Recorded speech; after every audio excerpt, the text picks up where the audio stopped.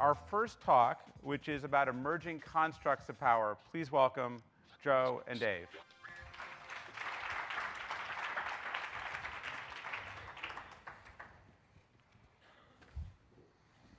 Morning. Good morning. Good to be here. Thanks for the intros. And let's just check in. So we're going to talk about power. And of course, the old corny thing to do is you go to the dictionary definition of power. In the physics context, it means energy over time. That's not what we're talking about today. We're talking about power as it relates to more in a social, technical, lifestyle, business relationship. And I'd offer this description of power. It's the ability to influence behavior. That's what power is in this context. So in this session, I'm going to ask Dave some questions. But as I ask him questions, I want you to be, at least in the background or in parallel, be thinking about your own questions. Because I have to give you the disclaimer right up front.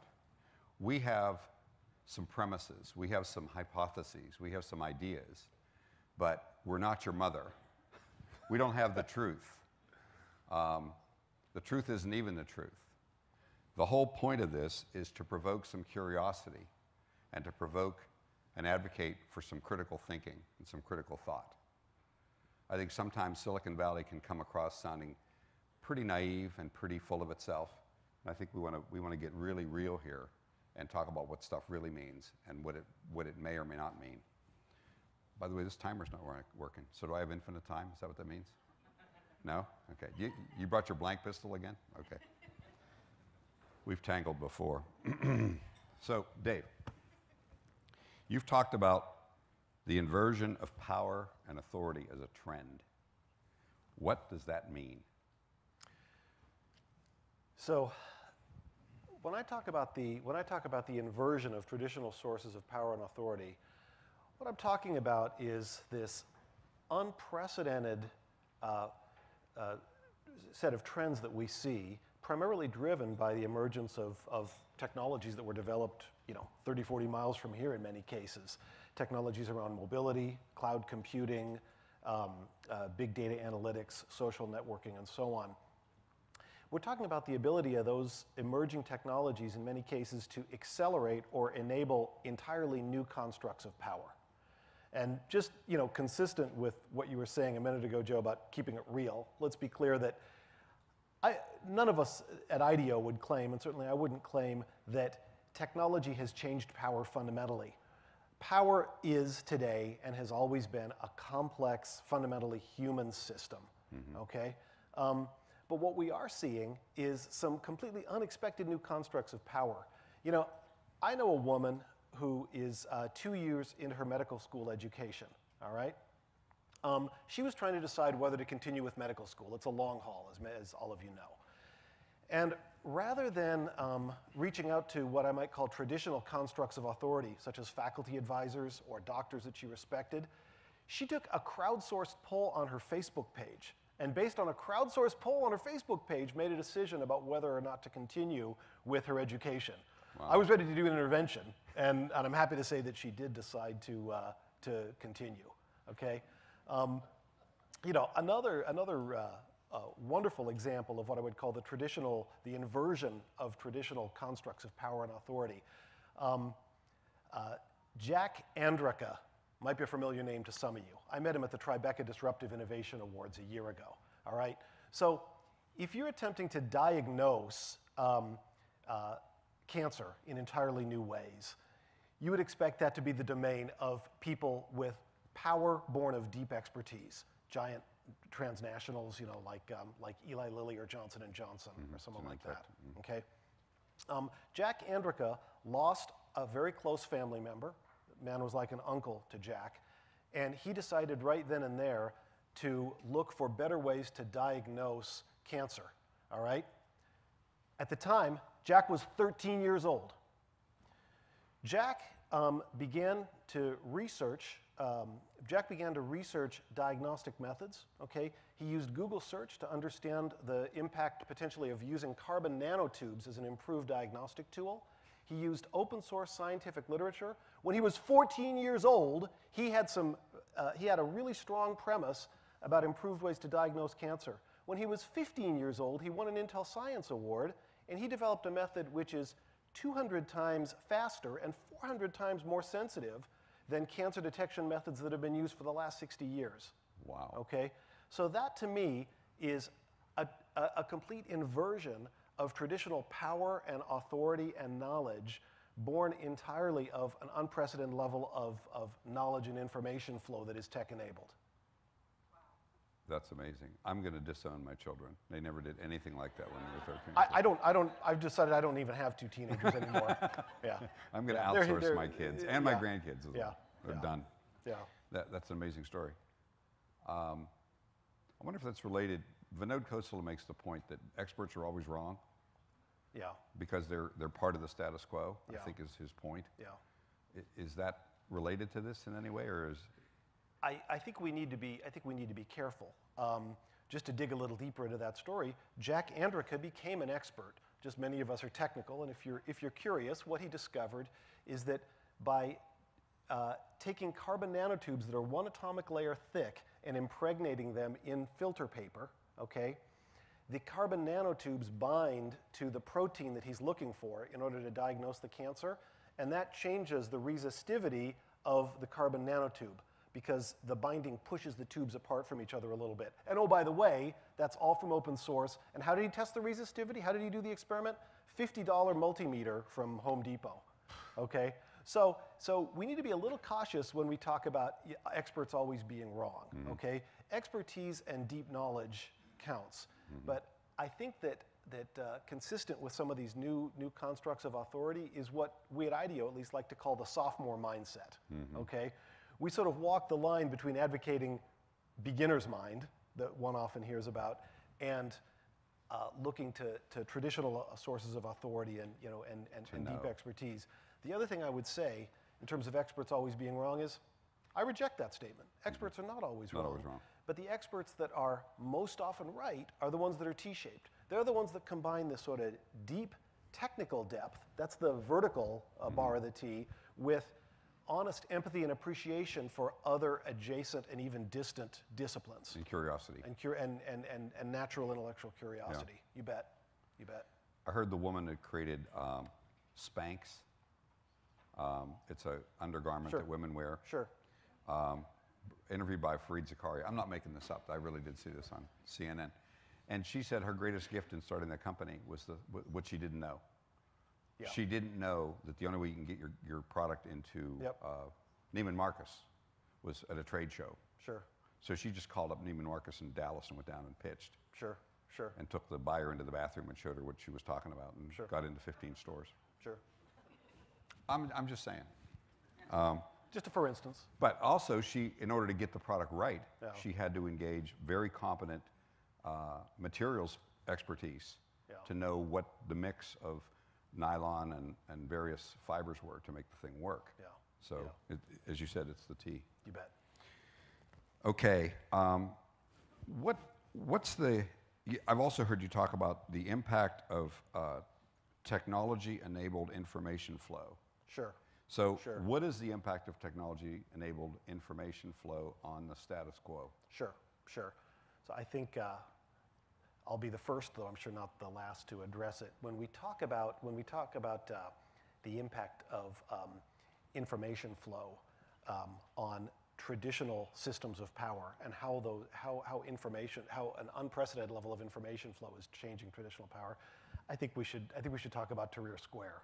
Just because anyone who takes seriously the intersection of emerging technology and important social events should be interested in Arab Spring. So let me share our perspective on that based on lots of different investigations that we've done at IDEO as sort of indicative of where information flow stands, right? So you've got these two poles, right? You've got people using the phrase Twitter revolution, and you've got these sort of breathlessly excited technology people sort of somehow claiming that technology was the fundamental enabler or even the cause, right, of Arab Spring. we see no basis, for that sort of extreme view. On the other hand, because it wasn't the first revolution, was it? It certainly wasn't, not to my knowledge. On the other hand, you've got people who are very smart, writing these relatively snarky articles. Like Malcolm Gladwell recently, said, look, something as serious as a revolution is caused by deep and intimate ties, and social networking and technology provides shallow ties. Okay. Everything that we've learned suggests that information flow in this particular case provided sort of a middle path. And in this case, for example, two things that are quite clear. One is that technology did something unprecedented in revolutions, which is that it allowed the behavior of the Mubarak regime and certain abuses of power to be made known very quickly in a democratized way. Okay, via mobile communications, via Twitter, via Facebook, and so on. And second, it allowed people who had already established deep ties, born of deeply held political beliefs, to quickly mobilize and to organize very, very efficiently. Okay, and so there is no question that emerging technologies, in this case, accelerated and had a pretty profound impact on what I think in this case is an unprecedented historical event, a relatively bloodless coup in Egypt a few years ago. Right. That's a fascinating idea. It reminds me of a story that we work with a guy who is focused on the intersection of technology, software-enabled. The code enables information flow when it collides with law and regulation. Yes. And the story that came up was early in 2013, there was an anti-defamation group in France that was irate that there was some people in France tweeting anti-Semitic comments. So they went back to Twitter and demanded to know who these people were. Twitter refused to disclose that, said that's not our practice. This group went to the French government and appealed to them. The French government came to Twitter, said, we need to know who these people are, give it up. Twitter said no. They went to court. Twitter lost in court. So they surrendered the names to the French government. Yes. Turns out anti-Semitic speech is a crime in France. There's no Yes. Second Amendment to protect Yes. it. So it was an interesting sort of cautionary tale about the technology certainly enables, free flow of information. There are also certain laws that you, if you're going to operate in many countries, in many parts of the world, you have to understand what they are and decide that you're going to comply with them or not and take the consequences. So that struck me as a related, I liked your expression, the breathless enthusiasm of Facebook or Twitter about how they enabled the revolution. Because it's interesting, there have been some revolutions before that. I don't think anybody, that wasn't around in 1776. Well, since you bring that up, let me just take the opportunity to question the questioner here. Okay. I submit to the group, and I'll be very interested in what themes all of you see emerging. I submit that the inversion of power and authority and the extraordinary impact of open innovation and free flow of information on traditional constructs of power, I think those are important themes. We see them every day at IDEO, and I'll be really interested over the course of the day today what comes up. Another theme is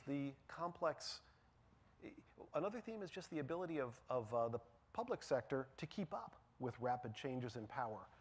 Something that the writer George Packer said recently is he was talking about the movement of Silicon Valley into a position of more power in government and away from Silicon Valley's sort of traditional libertarian stance. And the point that he made, I love this quote, is government is transactional and opaque. Silicon Valley is empirical and transparent. So I'm curious, Joe, what you've seen, working with organizations like Coulomb, who need to work extremely closely, especially with regulatory agencies. What have you seen, and what changes have you seen in the interplay between traditional government and particular regulatory power and the extraordinary advance of the business world, particularly businesses that are enabled by emerging technology? Okay, a couple examples. You mentioned Coulomb, which was the original name of the company that we started in '07 to build a network of public charging stations for electric cars. And Pat Romano, the current CEO, changed the name to ChargePoint. So if you have an electric car, an EV, you got to be a ChargePoint guy. And when we started the company, it was helpful that the founding CEO, Richard Lowenthal, was a seasoned politician, at least locally. He was two-term mayor of Cupertino and knew his way around the state politics at least. And in the early going, it was pretty dicey. I mean, everybody with a pulse wanted to, no way, whether it was the PUC or PG&E. There were lots and lots of roadblocks thrown up. And it was just sheer tenacity and listening. What are the legitimate concerns about it? A little side note, the worst concern was the name of the company. The only person I ever told the name of that company to that thought it was cool was Dick Kramlich, the founder of NEA, because he happened to know that Coulomb was a French physicist and it's a unit of electrical energy. Only engineers would name a company that. Gavin Newsom, when he cut the ribbon on the charging stations we put up on Van Ness in 2009, he mispronounced Coulomb 3 different ways in the space of 5 minutes. Coulomb, Coulomb, sorry, ChargePoint's a better name. So what did I tell you about traditional authority? That's right, traditional authority. A more recent example is I'd call it the taxi cab wars, where there's several companies in San Francisco. There's Lyft and there's Sidecar that offer ride sharing. And it's also interesting to see the difference how governments responded on the West Coast and the East Coast. The initial response on both coasts was, no way. You're a taxi service. We're going to regulate you like a taxi service. And Sidecar said, no, we're not. We're a community platform, and we're an app on an iPhone, and we enable people to share resources. And if you happen to be standing at Union Square and you need a ride to Fisherman's Wharf, you go on Sidecar, and you have your choice of a guy driver, a woman driver, what kind of car. It's all voluntary, the payments.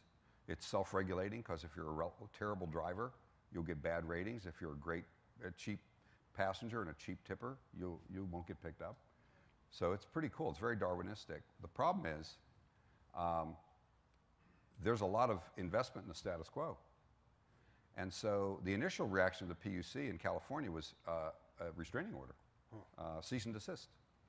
And in New York, it was impound the cars, throw the drivers in jail. Now, more recently, a week ago Thursday, the California PUC decided, indeed, they would regulate these companies, but with a very light touch, very reasonable restrictions or regulations, a certain amount of insurance and so on, vetting of the drivers, verification of the insurance and so on. That's fine. In New York, forget about it. Forget about it. The corruption between the taxi union and the city council, even the most powerful mayor in the country, Mayor Bloomberg, could not crack the code. So, the status quo is the status quo, and people that own it typically have a lot of power, and they may or may not use it to enable things to move forward, or they may use it to maintain the status quo. It's an age-old battle. One last thought. We recently got a story that the Kremlin, in reaction to the story about the NSA and all of the data that they're collecting, it turns out that President Putin didn't like that very much, and he wanted a secure communications technology for his speeches and so on. So they just recently bought 70 Selectric typewriters. And we're just curious whether they also got whiteout to go with it in carbon paper. But so there's just sort of like fold your arms and, You bet. NFW would be sort of the thing kind of the Kremlin. So I think our time is wrapping up. Great. I got to comment on these chairs. They're really nice if I was 7 feet tall, but otherwise I sort of feel like Fats Domino, sitting on the piano stool, my feet don't. So for next time, let's get real chairs. Great. Thank you. Thanks, Dave. Thanks very much.